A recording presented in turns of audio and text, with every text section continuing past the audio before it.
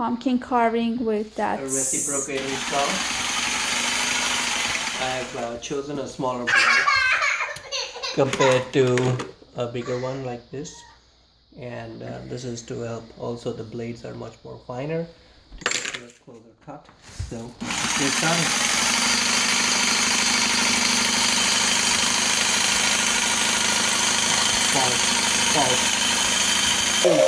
And here we are. We're almost reached the end, and let's see if it comes out in one shot.